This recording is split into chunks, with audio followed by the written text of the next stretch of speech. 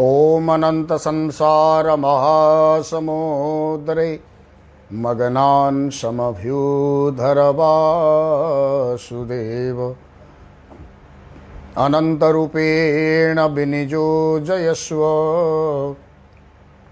अनंतरूपाय नमो नमस्ते। परिवार तीर्थ अनंत धामर श्री धामेश्वर विग्रह भगवान क्षीराब्दी साई अनंत सुंदरंकर अभय चरण तले मानसरे मंच उपरु भक्तिभूत दंडवत प्रणाम सेवक समर्पण करुछि। ये पवित्र तीर्थर अन्यतम नियामक पुरुष प्रातस्मरणीय सद्गुरुदेव परमंश श्रीमद बाबा बलियांकर अभय चरण तले भक्तिपूत विनम्र प्रणति समर्पण करुछि। पवित्र उत्कल भूखंड तथा आर्यावर्त भारतवर्षर समस्त साधु संत महामनीषीगण सद्गुरु वृंद मानकर अभय चरण तले सेवक भक्तिपूत प्रणति समर्पण करुछि। बलिया विचार ये कार्यक्रम को आपण मानक स्वागत करुछि। आज आम पाई कौन मार्गदर्शन रही पाठ करिबा। पाद बाजी गले सरी बोली कुह नाही, से सबू यही भारतीय संस्कृति रे चलिबो नाही। भारतीय संस्कृति रे पाद बाजी गले ईश्वर को स्मरण करा जाए। ये कथाटी वर्तमान जो आधुनिक सभ्य समाज बा आधुनिक शिक्षित समाज रे जो कथाटी अधिक प्रचलित सेही कथा उपरे गुरुदेवंकर होउछि एक मार्गदर्शन। आमे आधुनिकतार सभ्यतार आढ़ुआड़ निजस्वता को भूली भूली गलु। आम निज परंपरा निज संस्कृति निज ऐतिह्य निज पूर्वसूरी मानकर गाथा कथा से मानकर उपदेश आदेश चलणी परंपरा ये सबू कथा को आमे पोड़ी जाली खाई सारू। जो माने बहुत शिक्षित बोलिक निजको डिंडिम पिटुचंती संसार रे आजिर समय रे निज संस्कृति संबंध में सचेतन अछंती तो निजको आउ थे आमे पचारिबा।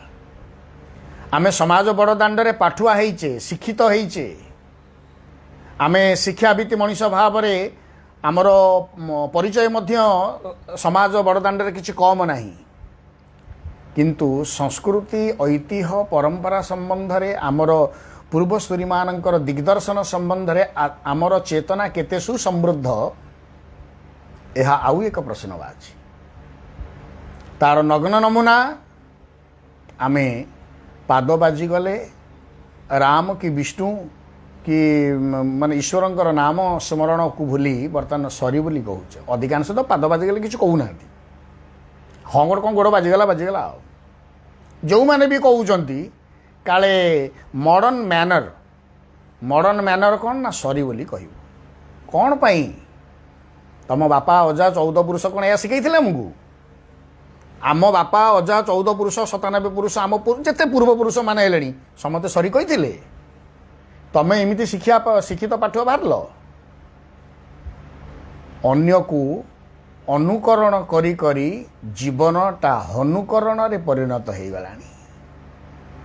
आमे अन्य को अनुकरण करिबार बहु सिद्धहस्त, किंतु ताहा जे आम जीवन को मांकड़ामी रे परिणत कलानी हनुकरण रे परिणत कलानी। अनुकरण है कि नहीं सेटा अनुकरणटा हनुकरण रे परिणत हलानी मांकड़ामी रे परिणत हलानी। आउ आनंद पाइबा केउठू जनक देहरे पाद बाजी गले आम परंपरा शिखई थिला राम बोली कुह विष्णु बोली कही आम मुंडिया मारुथुलु। कौन पाई ता माने किछि बुझिज जो माने सरी कहूच मु सही मानक उद्देश्य कहूँ। जो माने विष्णु बोली कहूच तो भल कथा, जो माने सरी बोली कहउचंती से माने आउ थरे कान खोलिकी शुणंतु ए सेवकर कथा को। सरी कहला बेले तुम मन भितरे तुम पिला दिन जेतले गोड़ बाजी थिला तुम बापा तुमको सरी कहवा शिखई ना विष्णु कहवा शिखई? ये विष्णु कहवाटा सरी रे केबे ठारू परिणत हला? निजको जेतेबेले बहु चालाके बा बहु शिक्षित बोली भाविल आत्म प्रौढ़ी को बंद करा जाऊ। कहीं ये अजथा आत्म प्रौढ़ी प्रदर्शन रे समाजर किसी लाभ हुए ना, जीवन प्रगति मुखर हुए ना, किंबा दायद मानकर जीवन को आमे किसी आलोकवर्तिका देखाई पारुना। यह केवल वृथा आस्फालन मात्र, संपूर्ण पानी फोटका जे पर्यंत अच्छी से पर्यंत बड़ सुंदर दिशे, किंतु केउ मुहूर्त रे ताहा ठो करी फाटिबो हिसाब नहीं। ये जो मॉडर्न मैनर आम जीवन को जे केते केते माने एते तलितलांत करूची, एते आमको विवेक शून्य करूची, मनुष्यपणियार हीन करूची, ताकू आमको जना पड़ुनी। आम पूर्वपुरुष माने आम परंपरा आम संस्कृति कौन ना गोड़ बाजिले कहीं विष्णु बोली कहीला, ताकू थोड़े भाविज जो शिक्षित पाठुआ बाबू मैंने ताकू भाविलणी कि केतबेले ओटा पुराणा कालिया कथा, गाउली कथा, तमे एमिति सहरी आमको पुराणा कथा भितरे हजिला कथा भितरे सारवत्ता कौन अच्छी, तन्मध्यरे तार गभीरतार स्वाद को थरे अनुभव कलनी केतबेले हेइनी। तेणु सेवक विनम्र निवेदन करिवो, go back to our cultural system, आउ थरे सांस्कृतिक परंपरा को आम सिस्टम को फेर, शांति पाइब, आनंद पाइब। नले हा हुताश जली पोड़ी मरिबा व्यतीत किछि लाभ हेबनी जीवन में। आउ थरे संस्कृति की फेर, आउ थरे परंपरा कथा को फेर, ताहले गोड़ बाजी गले विष्णु बोली कहा जाउथला। यह कौन पाई ना आध्यात्मिकता वातावरण सहित ईश्वरंकर उपस्थिति सर्वत्र यही मानसिकता आम भितर सृष्टि करबा पाई। जहा देहरे गोड़ बाजिला ता भितर जे विष्णु विद्यमान, ईश्वर विद्यमान, यही कथाटा आम भितरे, आम मानसिकतार भितरे, आम विचार बोध भितरे प्रवेश कर देबा पाई आम परंपरा शिखैथिला। हाँ, सरी कहिबाटा केउ पाश्चात्य सभ्यतार कल्चर ही पारे, हेटा आम कल्चर नुहे। आउ जने ता बापा को डाडी डाकिला, मोर कौन गला, मु तो बापा को बापा डाकुची ना, असुविधा कौन है। ओ सीए जेहेतु डाडी डाकिला, मु भी थे डाडी मम्मी शिखेली। आ डाडी मम्मी छुआ तक जो प्रकार बालुंगा बालुंगी होउचंती सेटा आपण माने भल से जानती। कहीं ना कल्चरल आमर ट्रेडिशनल जोगुड़ा को फोरम रहिला, कल्चरल कौन फोरम आम सहित लगी पाला कि ट्रेडिशनल फोरम भीतर आम जीवन गति कर पारला नहीं। हम कौन उशृंखलता बढ़िबो, स्वेच्छाचार विचारधारा बढ़िबो, या 100% सत्य। यह कष्ट हो पारे आपण मानकू, यह अप्रिय सत्य हो पारे एवं कष्टदायक मध्य हो पारे, किंतु ये आम पाई यह घृणार पदवाच्य नुहे। ये कटु सत्य को आमको स्वीकार करने को पड़ो। पाद बाजी गले विष्णु कहवा द्वारा आम भितर एकाधार रे आध्यात्मिक बोधता सृष्टि हवा सह अन्य जनक भितर ईश्वरीय सत्ता विद्यमान, यही भावनाटा आम भितर रुद्धिमंत होउतला। सरी कहले क्यों ईश्वर बोधटा आम भितर रुद्धिमंत होउछि हेई पार, सेटा आउ को देशर मैनर हेई पारे, चलनी हेई पारे। आम देशर चलनी भितर किंतु सेईटा नाही। आमे आम कथा को नहीं सुसमृद्ध। विश्वगुरु होउछि भारत, भारतीय परंपरा, भारतीय शास्त्रीय धारा। समग्र विश्व को भारत आलोक देखैछि, भारत को कई आलोक देखै नांती, बरं भारतर कथा को कॉपी करी निज नारे से माने सब नामित करिसेंति। अत्याधुनिक विज्ञानर आपण माने माने ये तो माने अल्प माने परिसर समय भितर सब कथा कहवा संभवपर हबनी। विज्ञानर गोटिए गोटिए कथा को ये सेवक हाथ मारी मारी जीव, सब होउछि मूल होउछि भारतर। तेबे आम चलनी आम परंपरा को आम भूली जावा कहीं। आउ जने कौन कला आम से कहीं आडप्ट करवा। मो घरे कौन चली मु से नहीं कौन पे आगू न जी। पाद बाजी गले विष्णु कहले जो भावधारा आम भितर तैयारी हुए, सरी कहले से भाव कौन तैयारी हुए हुएनी। कारण ईश्वर सर्वभूतानां भगवत गीता वेदांत कहले ईशावास्यमिदं सर्वं यत् किंच जगत्याम जगत।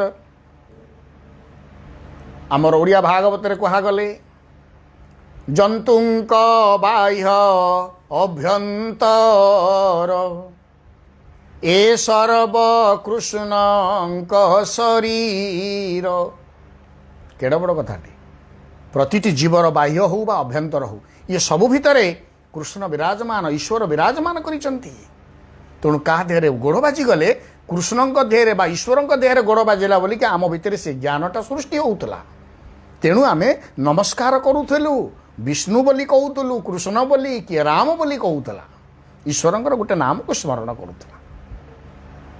ताहेले ଏହା ଦ୍ୱାରା ईश्वर बोध खाली नुह आमर जो मैनर भारत इंडियन मैनर सब बड़े स्पिरिचुअलिज्म रोचे तार बेस्ट भित्तिभूमिटा हूँ आध्यात्म बोधता आध्यात्मिक भावधारा नहीं आम शिरा प्रशिरा आज भी ऋषिर रक्त प्रवाहित आमे समस्ते ऋषिर संतान ताले आध्यात्मिकतार वार्ता को आमे परित्याग करी ये जो मॉडर्न मैनर भीतर को कौन पाई आमे जीवा आमर पा spiritual manner Indian cultural manner हूँ स्पिरिचुअल मैनर हूँ तार फाउंडेशन आमर मूल भित्तिभूमिटा हूँ आध्यात्मिकतार वातावरण जोटा आम भितर एक प्रशांतिर भावना सृष्टि करे एपरिकी छुआ दिने कंसा बासन यदि गोड़ बाजी जाऊला बो आमको पार्टी करी कहते कंसारे गोड़ बाजिला विष्णु बोली कह आमे जानू कि न जानू बो काले पार्टी कर न कहले तेणु आम कंसा बासनटा कि मुंडिया मारुलु कौन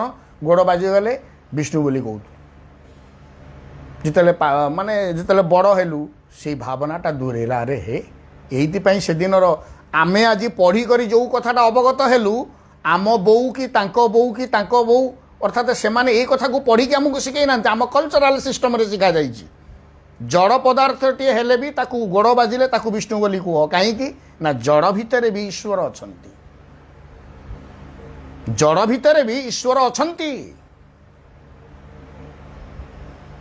तेणु वेदांतर परिभाषा ईशा वास्यमिदम सर्वम जतकिंच जगत्याम जगत जतकिंच जहाँ किछि जड़ चेतन जहाँ अच्छी सबुठी ईश्वर सत्ता सबुठी ईश्वर सत्ता तेणु सबु भितर ईश्वरत्व को उपलब्धि करिवार नाम ही भारतीय संस्कृति से जड़ भितर चेतन भितर शून्य भितर अंतरिक्ष भितर ईश्वर बोध को आमे चिंतन करवा वामपंथी चिंताधारा भारतीय चिंताधारा नुहे जो गुड़ाक कहते आम वामपंथी अंतत माने ये भारत वर्ष से उत्कृष्ट स्थान नुहे बोली सेवक कह भारतीय परंपरा आमको अस्तित्व बोध को शिखई सकारात्मक दिग शिखई नकारात्मक दिग नुहे वामपंथी भावधारा नुहे ये सकारात्मक दिग कृण्वन्तु विश्वमार्यम सकारात्मक शृण्वन्तु सर्वे अमृतस्य पुत्राः सकारात्मक चिंतन मु पापी मु पाप कली ये माने ये भावधारा आम परंपरा आमको शिखैनी भारतीयता सब बेले अस्तित्व बोध ईश्वरंकर अस्तित्व को स्वीकारोक्ति कर शिखई जगत को अस्तित्व बोधरे आमको कौन मिले ना आम जीवनटा चेतनशील अधिक हुए भूल करिबारु क्षांत हुए कहीं ना ईश्वरत्व उपस्थिति अच्छी बोली कि आमको विचार करने को पड़ो गुरुदेव थरे कहले एकांतरे भी किसी भूल करना केड़ा बड़ कथा टे कहले एकांतरे भी किसी भूल करना कहीं ना जो स्थानटा को तुम निर्जन एकांत बोली भावुच से भी ईश्वर अच्छा यही कथाटा तुम जमी मन रहे आ मन रहिले कौन हम ना एकांतरे भूल करने भय लगे अरे ईश्वर देखुंत रे ताने परोक्ष ईश्वरंकर उपस्थिति एक आध्यात्मिक भावधारार कथा सह आम जीवनटा भूल करिवारु विरत हेउथला दूरे आसुथला भूल विचारधारा भूल मानसिकता भूल कर्म आम भितर स्थानित हेउ नथिला वर्तमान अपराध प्रवणता बढ़ी असामाजिक चिंताधारा बढ़ी अमान्य करिवार भावना बढ़ी स्वेच्छाचारिता बढ़ी नग्न मानसिकता बढ़ी कहीं ना ईश्वर बोधरु अस्तित्व बोधरु भारतीय पारंपरिक कथार आम दूरे आसी तेणु गोड़ बाजी गले सरी से सरी भी दीटा अक्षर कहूँ ना नहीं आम सरी न कहीकि राम बोली कहले कृष्ण बोली कहले कि जगन्नाथ बोली कहले कि आपणकर जी इष्ट तांको ना उच्चारण कले असुविधा केउंटी जदि आमे धरंतु गोड़ बाजी गला मु राम बोली कहली राम मुह ना राम बोली कहला रामंकर नाम कीर्तन हला मु राम जेते बेले कहली से शब्दटा मो कान शुणिला अर्थात ईश्वरंकर नामटा मुहरे कीर्तन हवा सहित कर्ण मध्य श्रवण कला आपण चिंतन कर आपण राम बोली कहले आपण सामने जो लोकटा अच्छी सी भी ताकू शुणिला सरी बोली कहले कौन टे लाभ है आपण भितर आपण कहतु जो मैंने सरी कहूच आपण मैंने कहले कौन टे लाभ है आधे बा दी तीन टा लाभ है मु राम नाम कहली राम नाम को शुणिली आउ जड़े भी मोटू शुणिला ताकू से पवित्र कथा को शिखिला ମୁଁ ରାମ ବୋଲି କହିଲା ବେଳକୁ ରାମଙ୍କର ସ୍ୱରୂପଟା ମଧ୍ୟ ମାନସିକ ସ୍ତରରେ ପଳେଇ ଆସୁଛି, ଅର୍ଥାତ୍ ସ୍ୱରୂପର ଦର୍ଶନ ମଧ୍ୟ ମାନସରେ ହେଉଛି। ଏତେ ଗୁଡ଼ିଏ ଲାଭ ହେଉଛି, ସରି କଲେ କ'ଣଟି ହେଉଛି? ତେଣୁ ଯୋଡ଼ ହସ୍ତରେ ବିନମ୍ର ନିବେଦନ କରିବି ଆଜିର ପାଠୁଆ ମଣିଷମାନଙ୍କୁ, ଶିକ୍ଷିତ ଭଦ୍ର ସମାଜକୁ, ଆମେ ଭାରତୀୟ ପରମ୍ପରାର ମଣିଷ, ଭାରତୀୟ ସଂସ୍କୃତିର ମଣିଷ। ପାଦ ବାଜିଗଲେ ବିଷ୍ଣୁ ବୋଲି କହି ଶିଖିବା, ରାମ ବୋଲି କହିବା, କୃଷ୍ଣ କି ଆମର ଯିଏ ଯାହାର ଇଷ୍ଟ ସେ ଇଷ୍ଟଙ୍କର ନାମ ଟିକେ ସ୍ମରଣ କରିବା। ଏହାଦ୍ୱାରା ଏହା ଆଦୌ ଆକୁ ଆମେ ପୁରୁଣା କାଳିଆ କଥା, ଗାଉଁଲି କାଳିଆ କଥା ଆଦୌ ଭାବିବା ନାହିଁ। ଏହା ଏକ ପବିତ୍ର ମାନସିକତା ଆମ ଭିତରେ ସୃଷ୍ଟି କରେ, ଆମ ବିଚାରଧାରାକୁ ସ୍ୱଚ୍ଛ ନିଶ୍ଚିତ ଭାବରେ କରେ। ଅପରାଧ ପ୍ରବଣତା ଏହା ନୁହେଁ, ଏହା ଭାବ ପ୍ରବଣତା ବି ନୁହଁ, ଏହା ହେଉଛି ବାସ୍ତବ ଭାବ। ଈଶ୍ୱରତ୍ୱ ପ୍ରତି ଏହା ହେଉଛି ବାସ୍ତବ ଭାବ। ତେଣୁ ଈଶ୍ୱରତ୍ୱ ଅବବୋଧରେ ଆମ ଭିତରେ ଗୋଟେ କ'ଣ ହୁଏ ନା ସୁସ୍ଥିର ବିଚାରଧାରା ସୃଷ୍ଟି ହୁଏ। ସ୍ୱେଚ୍ଛାଚାର ବିଚାରଧାରା ଆସେନି। ଆଜି ଦେଖନ୍ତୁ ପ୍ରତି ପରିବାରରେ ବାପା ମା' ଗୋଟେ ପ୍ରକାର କହୁଥିବେ, ଛୁଆ ଆଉ ଗୋଟେ ପ୍ରକାର କରୁଥିବେ। ସେମାନେ ବାରମ୍ବାର ଶିଖେଇବାରେ ବ୍ୟସ୍ତ, ଛୁଆ ପୁଅ ଝିଅ କିଛି ଶିଖିବା ପାଇଁ, କିଛି ବୁଝିବା ପାଇଁ, କିଛି ଜାଣିବା ପାଇଁ ସେମାନଙ୍କ ଭିତରେ ଭାବନା ହିଁ ସୃଷ୍ଟି ହେଇପାରୁନି। ସ୍ୱେଚ୍ଛାଚାରିତା କମ୍ପ୍ଲିଟଲି। କାହିଁକି ନା ଭୟ ଶୂନ୍ୟ। ଈଶ୍ୱରତ୍ୱ ଅବବୋଧରୁ ସେମାନେ ବହୁ ଦୂରରେ। ଆମର ଏଇ ନିକଟରେ କ'ଣ ଗୋଟେ ଟିଭିରେ ଦେଖାଉଥିଲା, କ'ଣ ମାନେ ସୀତାଙ୍କର ମାନେ କ'ଣ ସୀତାଙ୍କର ରାବଣ ସୀତାଙ୍କର କ'ଣ ଗୋଟେ ଯୁବକ କହୁଛି ସେ କାଳେ ବାପା, ରାବଣ କାଳେ ସୀତାର ବାପା। ଇଏ ହେଉଛୁ ଆମେ ଶିକ୍ଷିତ ସମାଜର ପୁଅ ଝିଅ। କୁଳାଙ୍ଗାର ଧିକ୍ ଏ ଜୀବନକୁ, ଧିକ୍ ତୁମ ବାପା ମାଆଙ୍କୁ, ଧିକ୍ ତୁମ ବଂଶକୁ। ଲଜ୍ଜାବୋଧ ହେବା ଆବଶ୍ୟକ। ଯେଉଁଦିନ ଟିଭି ପରଦାରେ ସେ ଦୃଶ୍ୟଟାକୁ ଦେଖିଲି, କହିଲି ଏଇମାନେ ହେଉଛନ୍ତି ବାସ୍ତବ କୁଳାଙ୍ଗାର ଏ ଭାରତବର୍ଷର। ଏ କଥା ମାନେ କହିବା ପାଇଁ ସେବକର ଇଚ୍ଛା ନୁହେଁ, କହିବା ପାଇଁ ଏଇଥିପାଇଁ ବାଧ୍ୟ ହେଉଛି ଯେ ଆମେ ଆମ ପରମ୍ପରା ଠାରୁ ବହୁ ଦୂରରେ। କାହିଁକି ଯିବା, କ'ଣ ପାଇଁ ଦୂରେଇବା? ଆମ ଶାସ୍ତ୍ର, ଆମ ଗ୍ରନ୍ଥ, ଆମ ପରମ୍ପରା ବିଷୟରେ ଆମେ ଜାଣିବା ନାହିଁ କାହିଁକି? ଯଦି ଆପଣମାନେ ସେଇ ଯେଉଁ ଯୁବକ ଜଣକ ସୀତାଙ୍କର ବାପା ରାବଣ ବୋଲି କହୁଛି, ସେଇ ଲୋକଟି ଧରନ୍ତୁ ନିଜର ଯୋଗ୍ୟତା ବଳରେ ବିଦେଶ ଯାତ୍ରା କଲେ, ବିଦେଶରେ କଥୋପକଥନରେ ଭାରତୀୟ ଆସିଛନ୍ତି, ଯଦି ସେଇ ଉତ୍ତରଟା ସେ ସେଠି ଦିଅନ୍ତି, ତାହେଲେ ନିଜର ଗାରିମାଟା କେତେ, ନିଜର ଓଜନଟା କେତେ ସେଠି ରହିବ? ଆଉ ଥରେ ଭାବିଛ? ଯେଉଁ ଭାରତୀୟ ପରମ୍ପରାକୁ ସମଗ୍ର ବିଶ୍ୱ ସ୍ୱୀକାର କରୁଛି, ଓଲ୍ଡ ମନୁମେଣ୍ଟ ବିଷୟରେ ଯଦି ଆପଣମାନେ ଯେଉଁମାନେ ବୁଲାଚଲା କରୁଛନ୍ତି ସବୁ ଆପଣମାନେ ଦେଖନ୍ତୁ। ରାମ ଚେତନା, ରାମ ମୂର୍ତ୍ତି ବର୍ତ୍ତମାନ ଅନେକ ମୁସଲିମ କଣ୍ଟ୍ରି ସିନା ଏବେ ହେଇଛି, ସେତେବେଳେ ହିନ୍ଦୁ ରାଷ୍ଟ୍ରର ହିନ୍ଦୁତ୍ୱ ବା ଭାରତୀୟତା, ଭାରତୀୟ ସଂସ୍କୃତିର ପରିଚାୟକ ସମଗ୍ର ବିଶ୍ୱରେ ଥିଲା। ସମଗ୍ର ବିଶ୍ୱରେ ବର୍ତ୍ତମାନ ଓଲ୍ଡ ମନୁମେଣ୍ଟର ସବୁ ବାହାରୁଛି। ତାହେଲେ ଆମେ ଭାରତୀୟ ଭାବରେ ଆକୁ ନେଇକି ତ ଗର୍ବ କରିବା, କିନ୍ତୁ ଫଳ ହେଇଛି ଓଲଟା, ବାସ୍ତବ ରୂପରେଖ ହେଇଛି ଓଲଟା। ଅନେକ ତ ପଞ୍ଝାଏ ତାକୁ ମସ୍ତିଷ୍କ ବିକୃତ ପାଗଳ କହିଲେ ବି ଭୁଲ ହେବନି, କାରଣ ନିଜକୁ ବାମପନ୍ଥୀ, ନିଜକୁ ବହୁ ପଣ୍ଡିତ ବା ନିଜକୁ ବହୁତ ବିଜ୍ଞାନର ଅଧିକାରୀ କହି କଲଚରାଲ ଫୋରମକୁ ନଷ୍ଟ କରିବାରେ, ଶାସ୍ତ୍ରୀୟ କଥାକୁ ବିରୋଧ କରିବାରେ, ସେ ଯେତେ ବିରୋଧ କରିବାରେ ନିଜକୁ ବହୁତ ପ୍ରାଉଡ଼ ଫିଲ୍ କରନ୍ତି ଯେ ଆମେ ଏମିତି ନାହିଁ ସେମିତି କହିଲୁ। ସେଇମାନଙ୍କୁ ମସ୍ତିଷ୍କ ବିକୃତ ପାଗଳ, ଏଗୁଡ଼ାଙ୍କୁ ପାଗଳଖାନାରେ ଭର୍ତ୍ତି କରିବା ଦରକାର। ସଂସ୍କୃତି ଭୁଲ ନୁହଁ, ପରମ୍ପରା ଭୁଲ ନୁହଁ, ପୂର୍ବାଚାର୍ଯ୍ୟମାନଙ୍କର କଥା ଭୁଲ ନୁହଁ, ଶାସ୍ତ୍ରର ଗାଥା ବି ଭୁଲ ନୁହେଁ। ତମେ ଯିଏ କହୁଛ ଭୁଲ, ନିଜେ ବୁଝିଛ ଭୁଲ। ଆମେ ଯେହେତୁ ତାକୁ ବୁଝିପାରିନୁ, ଗୁରୁଦେବ ଏଇଠି ଗୋଟେ ଏଇ ବଳିଆ କଥାମୃତରେ ସେ କଥାଟି କେତେବେଳେ ଆସିପାରେ, ଯେଉଁମାନେ ଈଶ୍ୱରଙ୍କର ଅସ୍ତିତ୍ୱ ବୋଧକୁ ବିରୋଧ କରୁଛନ୍ତି, ବାବା କହିଲେ ବଳିଆର ବିଚାରରେ ସେମାନେ ବିଲୁଆ ଅଙ୍ଗୁରୁ କୋଳି ଖାଇଲା ଭଳି କଥା। ବିଲୁଆ ଯେହେତୁ ଅଙ୍ଗୁରୁ କୋଳି ଖାଇପାରିଲାନି, ତେଣୁ ଖଟା ବୋଳି କହି ଫେରି ଆସିଲା। ଅନ୍ୟମାନଙ୍କୁ ବି ସେୟା କଲା, ରେ ଅଙ୍ଗୁରୁ କୋଳି ଗୁଡ଼ା ଖଟା ଲାଗେ, କାହିଁ ତା ଖାଉଛ? ଏହା ଯାହା ଆଉ ଯେଉଁମାନେ ଈଶ୍ୱରଙ୍କର ଅସ୍ତିତ୍ୱକୁ ସ୍ୱୀକାର କରିଛନ୍ତି, ଅସ୍ତିତ୍ୱକୁ ଉପଲବ୍ଧିରେ ଆଣିଛନ୍ତି, ବାସ୍ତବ ମିଠା ଅଙ୍ଗୁରୁ କୋଳି ଖାଇଛନ୍ତି, ତାକୁ ଏ ବିଲୁଆମାନଙ୍କର କଥା ଠିକ୍ ଲାଗିବ ତ? ଆମ ସଂସ୍କୃତି, ଆମ ପୂର୍ବାଚାର୍ଯ୍ୟମାନେ ମିଠା ଅଙ୍ଗୁରୁ ଖାଇ ଅନୁଭବରେ ଆଣିଥିବା ସମସ୍ତ ବ୍ୟକ୍ତିତ୍ୱ ସେମାନେ। ତେଣୁ ଏ ବିଲୁଆମାନଙ୍କର କଥାରେ ଆମେ କାହିଁକି ଭ୍ରଷ୍ଟ ହେବା? ଯେଉଁ ବିଲୁଆଟି ଅଙ୍ଗୁରୁ କୋଳି ଖାଇପାରୁନି ବୋଲି ସେ ଖଟା ବୋଲି ଚିତ୍କାର କରୁଛି, ଆମେ ତା ଖଟା କଥା ସହିତ ଆମେ କାହିଁକି ଖଟା ବୋଲିକି ଚିତ୍କାର କରିବା? ପ୍ରକୃତଟା କ'ଣ? ବାସ୍ତବ ଅଙ୍ଗୁରୁ କୋଳିଟା ମିଠା ନା ଖଟା? ଆମେ ଅଙ୍ଗୁରୁ କୋଳି ପର୍ଯ୍ୟନ୍ତ ପହଞ୍ଚିବା ନା। ଆଉ ଯେଉଁ ପୂର୍ବାଚାର୍ଯ୍ୟମାନେ ଯେଉଁ ବାଟ ଦେଖେଇଛନ୍ତି ଅଙ୍ଗୁରୁ କୋଳି ଖାଇବାର ଉପାୟ, ଆମେ ସେଇ ଉପାୟରେ ଯାଇ ଅଙ୍ଗୁରୁ କୋଳିଟା ଖାଇବା ନା। ଆଉ आ जड़े किए रड़ी पकई कौच ईश्वर नहांती हे सेगुड़ाक सब कौन सब विज्ञान कौच आम ता हाँ सहित हाँ कहीं मिलवा ईश्वर कौन ताप बाट अच्छी परा ईश्वर तक उपलब्धि करार बाट अच्छी ईश्वर को किपरि उपलब्धि कर किपरि अनुभव में पूर्वाचार्य मैंने क्यों अनादि कालू बाट थोई तुम बाटर जापर लक्ष्यस्थल में पहुँची पारबनी यह कौन पूर्वाचार्य मानकर भूल ना शास्त्र भूल कहूना निजर भूल बोलिकी तुम जापरुना अनुभव में आनीपारुना स्वाद चाखी पारुना तेणु सेवक विनम्रतार सह आउ थे नवेदन कर भद्र समाज शिक्षित समाज आधुनिक चाकचक्यतार भरी रुहतु किसी मना नहीं किंतु संस्कृति परंपरा को भूलंतु नहीं भारतीय संस्कृति प्रवाहर निदर्शन भितर रही शांति और आनंदर वास्तव उत्स आम जीवन आनंदमय हम शांतिमय हम परंपरा संस्कृति के आदरी पारे तेणु सेवक शेष आउ थे विनम्र नवेदन कर पादरे क्या सहित गोड़ बाजी गले सरी बोली आउ कहबानी राम बोली कहतु विष्णु बोली कहतु कि कृष्ण बोली कहतु एका धारा रे आध्यात्मिक भावधारा नुह चेतनोदीप्त भावधारा आम भर सृष्टि हम मानसिक प्रशांति निश्चित भाव में प्राप्त हम कथा को ये रखी जय गुरुदेव।